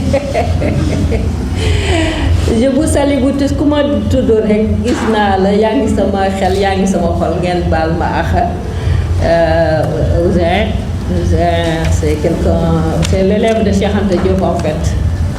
C'est l'élève de Cheikh Anta Diop non pas seulement au niveau politique, non pas seulement au niveau idéologique, mais aussi dans la discrétion de Cheikh Anta dont tu as parlé et dont le professeur Ablaye Elimane Kane a parlé. C'est quelqu'un de très discret. C'est une tête, machallah, mais qui œuvre dans l'ombre avec efficacité. Mon frère Ousseynou Hassan, c'est des jumeaux, hein, quand tu veux dire Ousseynou, tu dis Hassan, quand tu veux dire Hassan, tu dis le grand journaliste Ousseynou Ba, qui m'a vraiment déterminé à écrire ce livre. En soi, parce que c'est un grand ami à une de mes cousines. Les premiers, on a dîné et puis les gens sont partis, je l'accompagnais. Je ne sais pas pourquoi j'ai commencé à lui parler de Cheikh Anta. Et puis on s'est assis. Il avait dit déjà au revoir, il voulait partir. On s'est assis pendant 2 heures de temps.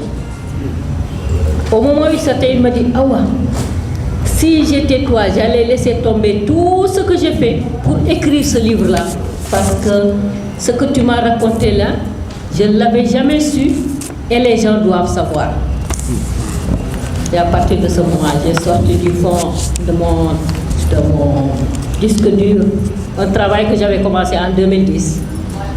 Mais bon, les péripéties de la vie m'avaient mené loin et j'ai repris ce travail.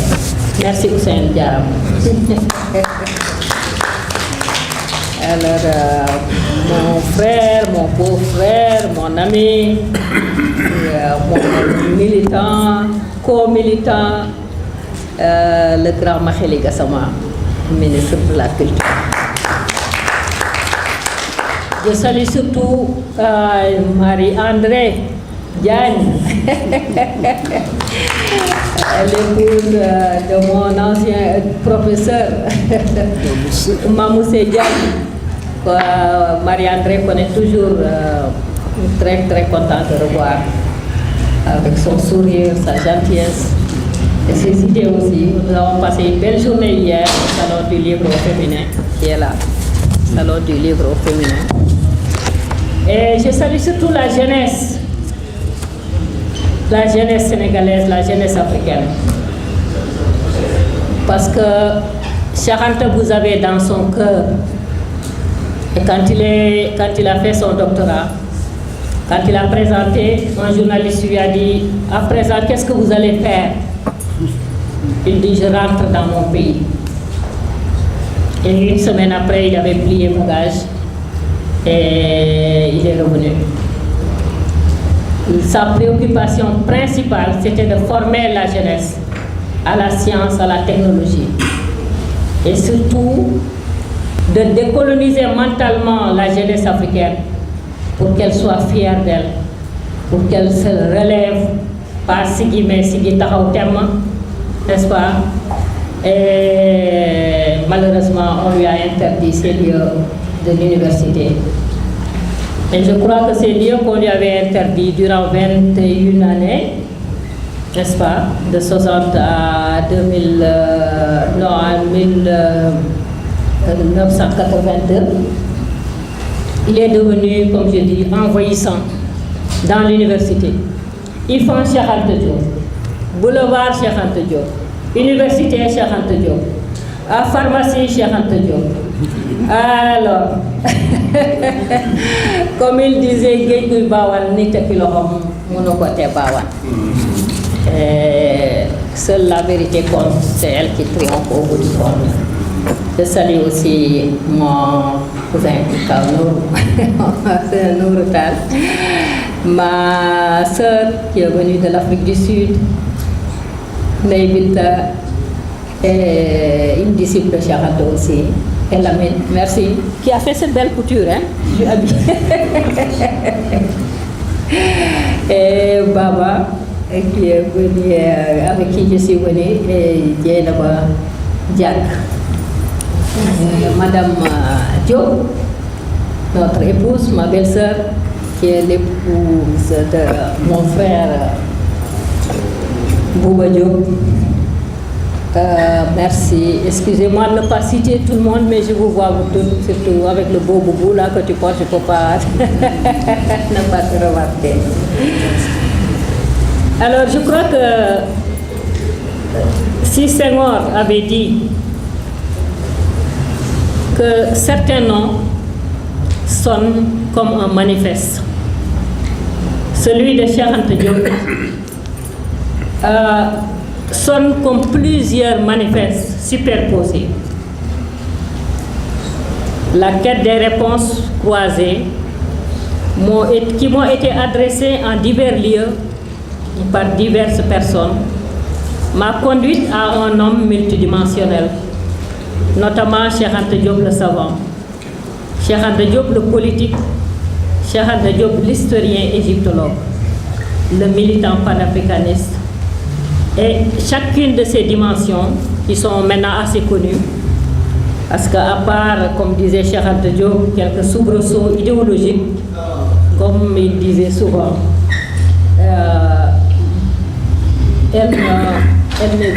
cela n'est plus contesté, parce que pendant longtemps on l'a contesté.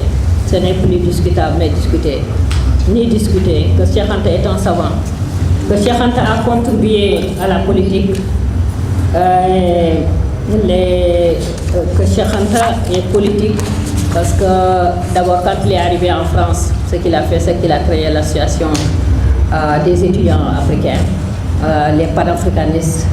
Il a adhéré à la fédération des étudiants africains. Et donc c'était déjà... Mais quand il est revenu, il a aussitôt créé un parti, le Front National Sénégalais, qui n'a connu que 11 mois. Senghor l'a dissous.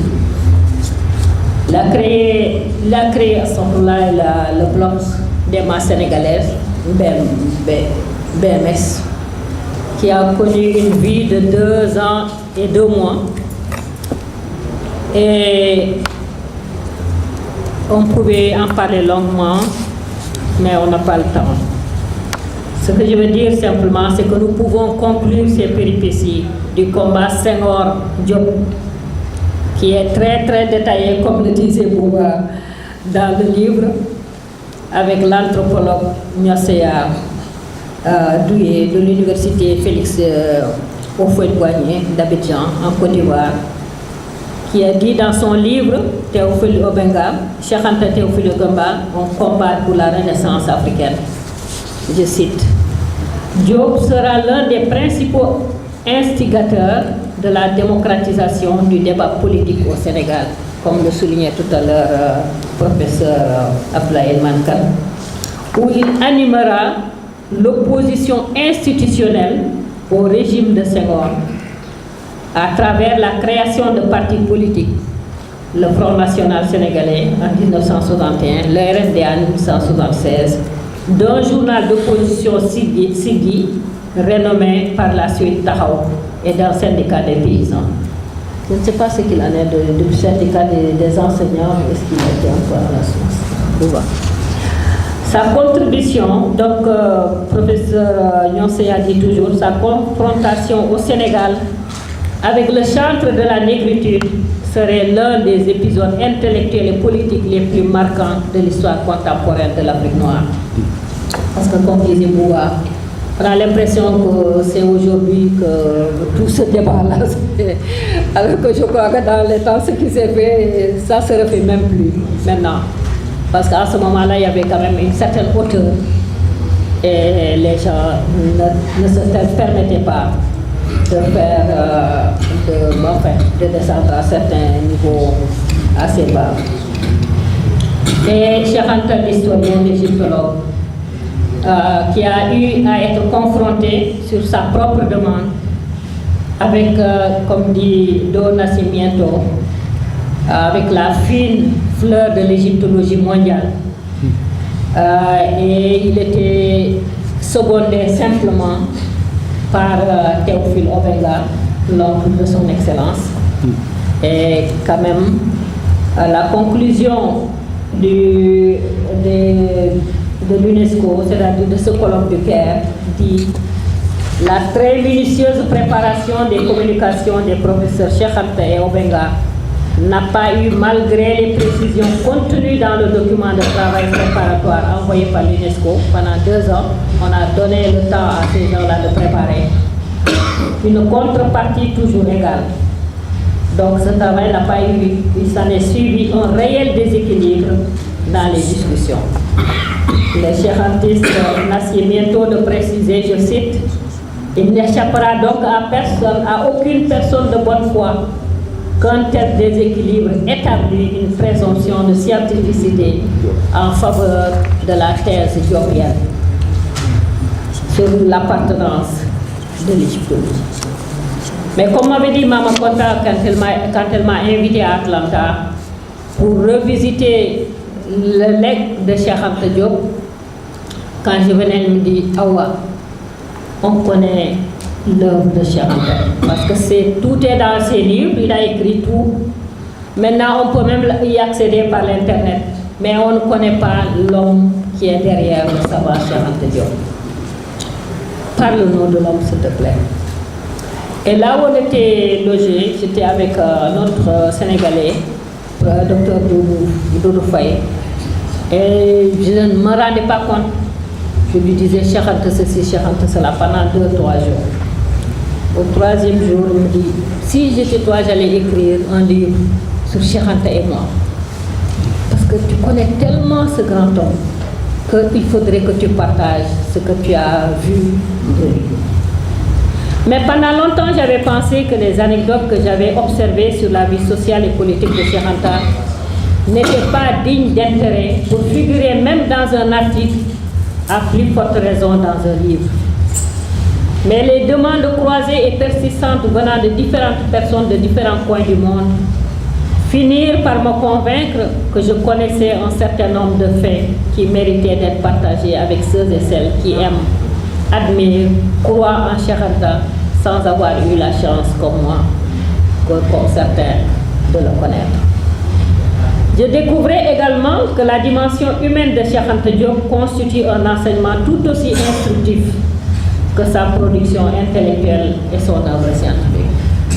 Vous avez vu tout à l'heure, quand son Excellence intervenait, comment il a traité le sujet, Cheikh Anta l'humain, n'est-ce pas, qui fait attention à un jeune qui est avec nous, qui lui donne de l'argent, qui l'invite à venir, parce que pour lui c'est très pédagogique, parce qu'il sait qu'en guidant ce jeune-là dans l'UNESCO avec lui, ce jeune deviendra un grand. Et il est devenu un grand. Dès lors, je fus décidé d'écrire ce que j'avais observé, appris, reçu comme confidence au cours des 9 années durant lesquelles j'ai eu le privilège de côtoyer cet incontestable pharaon du savoir et l'honneur d'être parmi ses proches et quelqu'un qui l'avait fait confiance. La première perception que j'ai eue de Cheikh Anta lors de notre première rencontre fut que Cheikh, c'est la grandeur dans l'humilité. Cheikh Anta Diop, c'est la grandeur dans l'humilité. Un jour que nous avions terminé un cours avec bébé Chimère Diaw, on appelle bébé Mama également, devait me déposer au camp Claudel. En cours de route, il me dit passe on voit Cheikh. Cheikh, c'est qui Cheikh? Il me dit Cheikh Anta. Je dis, ah oui, c'est possible de le voir comme ça, je ne prends pas de rendez-vous. Il me dit non, je ne prends pas de rendez-vous. Alors on arrive, la porte était grande ouverte, la salle était vide. On entre et puis il lève, il dit ah Chimère, comment tu vas? Je me présente, c'est une amie à moi, on est ensemble au département de philosophie. Elle s'appelle Awali. Ah Awa, comment ça va? Et puis Chimère était en train de discuter. Ah non, chef, je ne suis pas d'accord. Je dis comment ça, ce petit étudiant qui dit au grand savant je ne suis pas d'accord, et le grand savant qui ne lui crie pas dessus? Et il a argumenté. Comme son Excellence a dit, je crois qu'il nous permettait d'exercer la parole.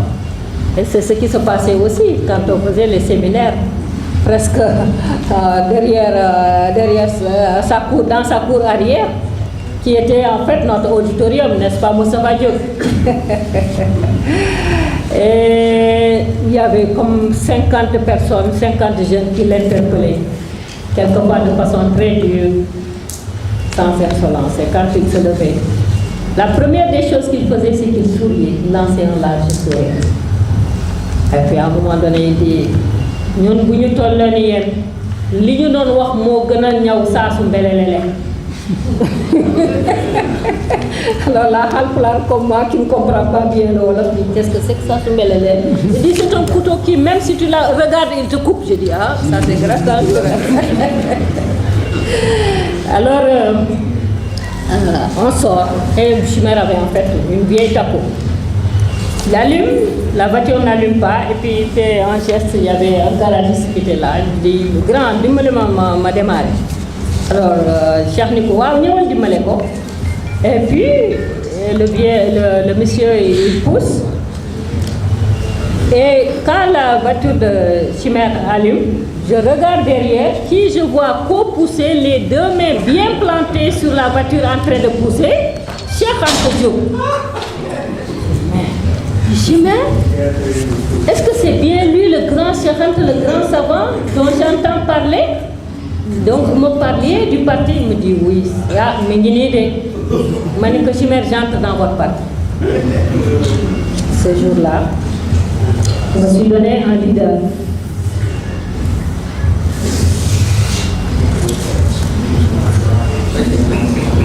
Et cette perception ne sait jamais.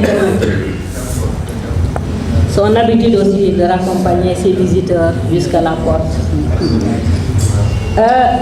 Au-delà du fait que Cheikh Anta, c'est la grandeur dans l'humilité, Cheikh Anta, c'est un être respectueux.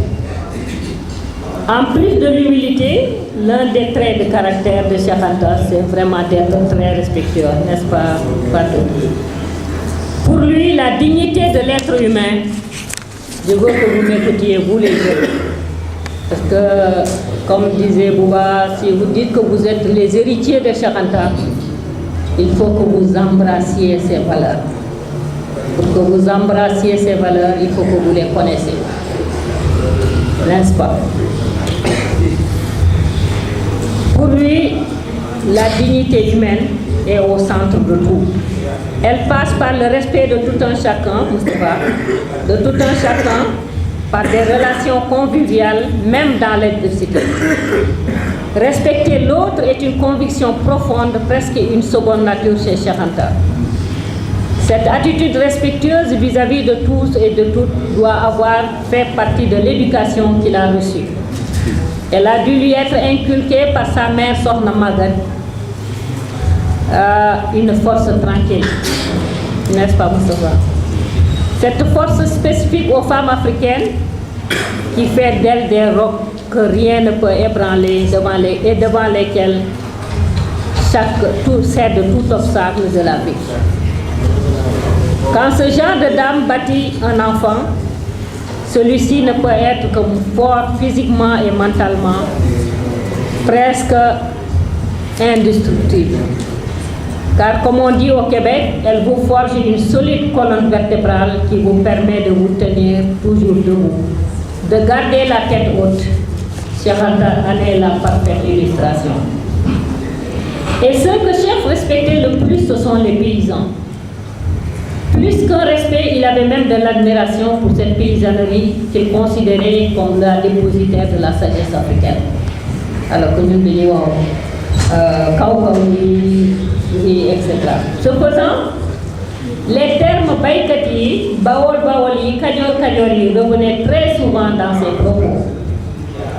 C'est fort de cette conviction et dans le but éducatif en direction de la jeunesse africaine qu'il organisa durant les vacances de 1977, comme le disait Boubou, des stages des jeunes de son parti à la campagne, dénommés les étudiants aux champs. Lors du séminaire de restitution de données de ces stages, Cheikh rayonnait de bonheur. On voyait qu'il venait de réaliser l'un de ses rêves, l'éducation populaire des jeunes intellectuels, le futur du pays.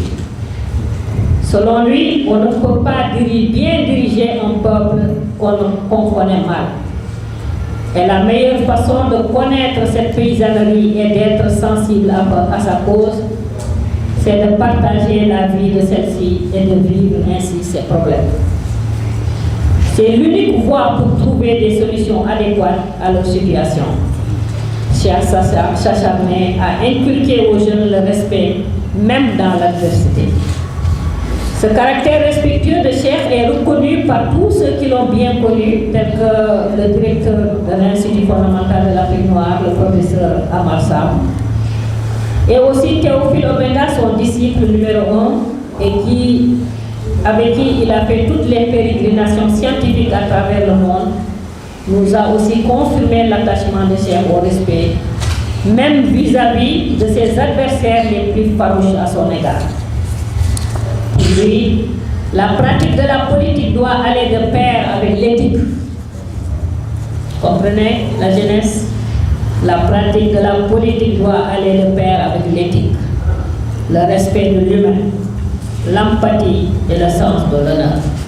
waruñu xawee sutura kenn ndax rek yaa ngi militaire moom wala ak ñu fas rek maanaam sosal ko def ci réseaux sociaux yi di yàq deram waaw donc Cheikh Anta bëgg loolu bu leen ko def.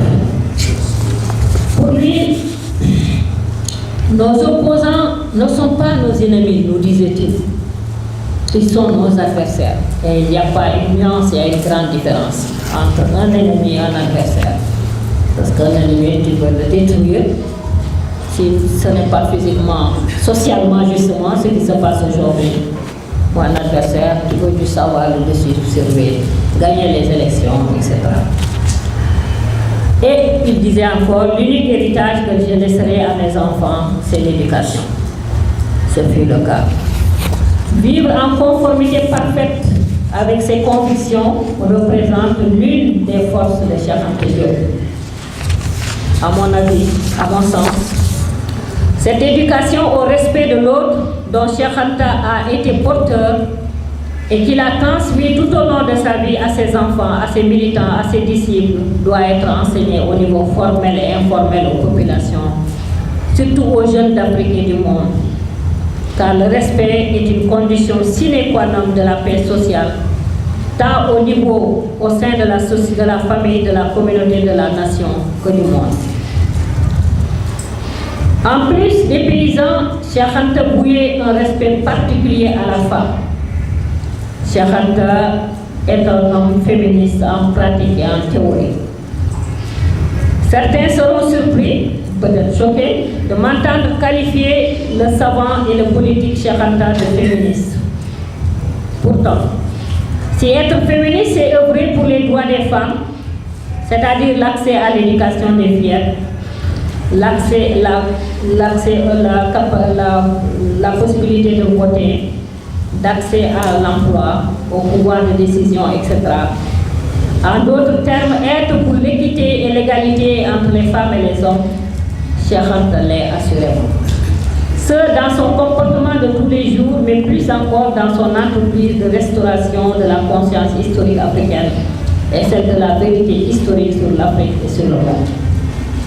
C'est donc forte de ce que nous avons observé dans sa pratique et décelé dans sa pensée, c'est-à-dire dans ses écrits et dans ses conférences, que nous affirmons que Cheikh Anta est un éminent féministe.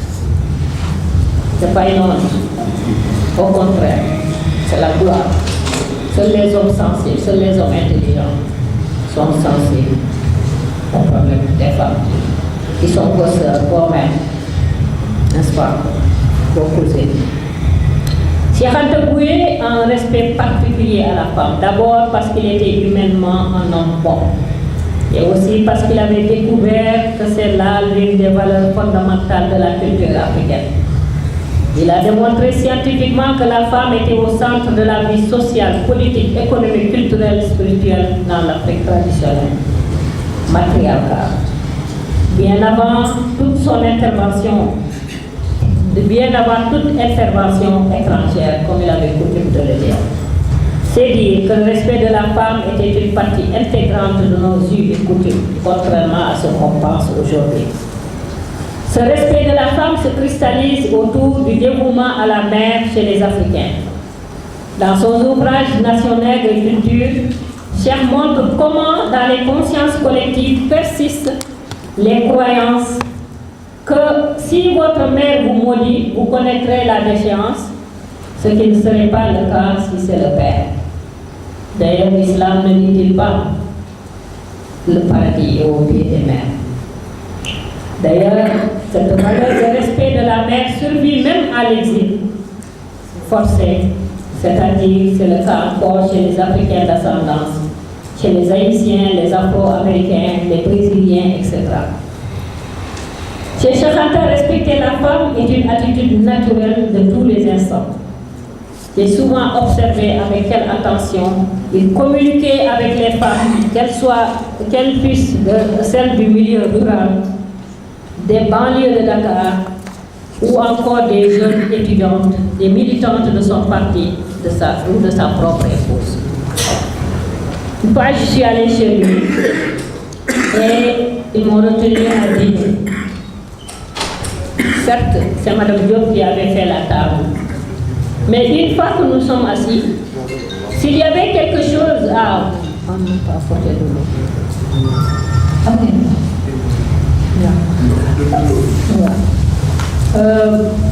Mais une fois que nous nous sommes assis, s'il y avait quelque chose à prendre, il faisait signe à sa femme de rester assise et il se levait, allait chercher la chose, nous servait. Et puis, je restais admirative vis-à-vis de l'humilité de ce grand monsieur qui servait spontanément deux dames confortablement assises, ce grand savant. Alors qu'on voit quelquefois un homme assis près du Canari ou non loin du frigo, elle est sa femme qui est à 3 km, à 30 mètres, elle dit « Hé, ça y est, mon homme !» Mais Cheikh Anta le Grand nous servait, Madame Diop et moi. Je me disais intérieurement que ce devait être une leçon de vie donnée aux jeunes Africains, même à beaucoup d'adultes de beaucoup de cultures.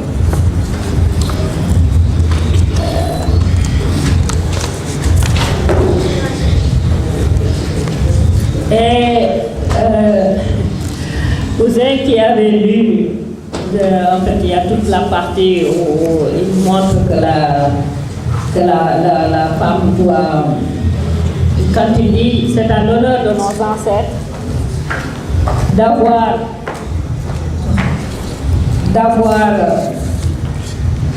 c'est à l'honneur de nos ancêtres d'avoir su créer un tel type de démocratie. Après qu'il ait parlé dans l'Afrique noire précoloniale, que les femmes et les hommes jouissaient d'un statut, que les femmes jouissaient d'un statut privilégié et jouaient un rôle capital dans la société. Et Ousin de dire, il parlait du bicaméralisme. Et Ousin de dire, quand il a lu cette partie, parce que je dois aussi le remercier d'avoir été mon relecteur, correcteur, et il a beaucoup contribué à l'écriture de ce livre-là. Je me devais de le dire. Et vous avez dit parce qu'il parle du bicaméralisme dans les institutions africaines. Il dit ce bicaméralisme genre dans les institutions. Pourquoi pas ailleurs dans le monde? Quel autre féminisme dans l'histoire contemporaine aurait dépassé ou atteint un tel degré d'engagement féministe dans cette position du pharaon du savoir Cheikh Anta Diop? Et vous êtes de conclure, on mesure alors la fécondité et l'audace de cette pensée de Cheikh Anta qui n'hésite pas dans une démarche strictement scientifique à proposer aux générations présentes et futures des solutions inédites aux problèmes spécifiques liés à l'Afrique. L'autre trait de caractère que j'ai trouvé observé chez Cheikh, c'est quelque chose que j'ai eu du mal à qualifier en français.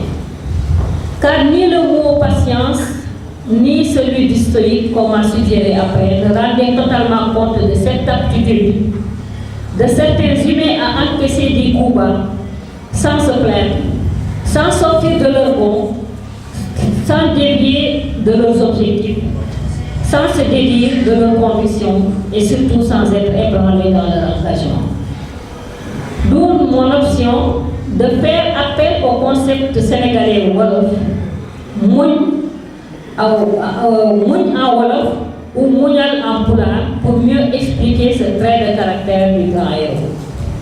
Cheikh Anta, et eu égard à la culture africaine, ce Mouñ vise surtout chez l'humain à lui permettre de garder la tête haute, à préserver sa dignité et être face à tout défi affronté.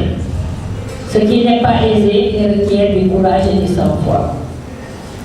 Ceci précisé, il ne serait pas exagéré d'affirmer que Cheikh Anta est l'incarnation par excellence de ces qualités du monde.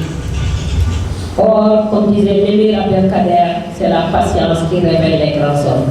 Et j'ajouterai les grandes dames.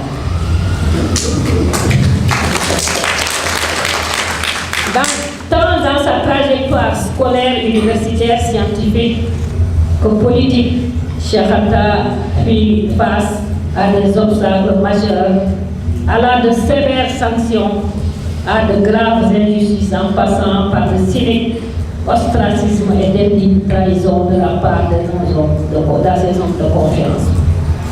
On peut affirmer sans risque d'être démenti que Cheikh Anta fut parmi les humains les plus éprouvés dans ce pays. Pourtant, peu de gens connaissent cette dimension de sa vie. Beaucoup ignorent les souffrances qu'il a vécues. On ne retient de lui que le grand savant. Il a été renvoyé de toutes les écoles du Sénégal, comme vous le savez, parce qu'il contestait ses professeurs. Un jour, il me racontait, je dis, quand le professeur faisait le cours, il revenait, il disait à sa grand-mère, maman, le professeur bi nee na lii.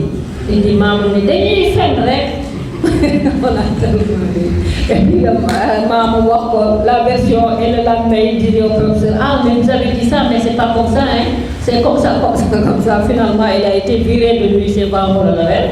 On l'a envoyé à Saint-Louis, là aussi ils l'ont renvoyé au destinataire et finalement ils l'ont sorti de tous les lycées du Sénégal.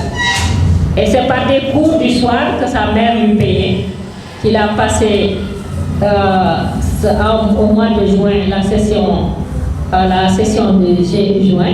Je crois qu'il a d'abord fait mathématiques, il a décroché le bac en maths. Et au mois d'octobre, il a décroché le bac en lettres. Et ce coup de génie lui a valu une bourse de la mairie qu'il a conduit en France. Mais en France aussi, il n'est pas resté tranquille. Il faisait de l'activisme. Il appuyait les causes, Vietnam, Algérie, etc. Jusqu'à ce qu'on lui coupe la bourse. Et il a pu survivre et continuer son travail grâce à l'appui de son cousin Amé Gaïdé Fatma. En conclusion, disons avec Major Diouf, qui a succédé à Cheikh Anta au poste de secrétaire général du Rassemblement national démocratique. Toutes les humiliations qui se pouvaient souffrir pour la défense de ses idées, Cheikh Anta les a souffert. Toutes les tentations qui se pouvaient créer pour faire dévier de ses options politiques, il a été confronté. Toutes les trahisons qui se pouvaient produire parmi ses compagnons, il les a enregistrées. Mais jamais Cheikh Anta n'a un seul instant dévié de sa voix, de ses opinions, de sa démarche méthodique. L'abnégation et la conscience étaient sa religion dans l'action malgré les rythmes de trahison de ses compagnons qui bénéficiaient d'une confiance totale. Vie simple et courageuse, il a vécu dans le dédain des biens de ce monde. C'était une vie destinée à montrer la voie. Jeunes Sénégalais, jeunes Africains, vous avez un modèle, c'est Cheikh Anta Diop, et c'est le parrain de votre université.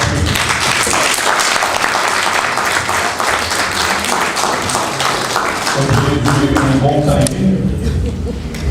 De toute façon, Awali, ce n'est pas aussi seulement l'héritière de chez Hamza. Il a copié pratiquement toutes ses bonnes qualités. Il les a mélangées avec son aïeul et la jeune Foutio. Et aujourd'hui, nous sommes très très fiers d'avoir de te compter parmi ces éminentes intellectuelles de l'Afrique noire qui nous permettent de briller à tous les grands salons du livre. Je pense que Seydi Sow peut en témoigner et le ministre Maki Gassama lors du dernier salon du livre de Guinée sous le règne du président Condé.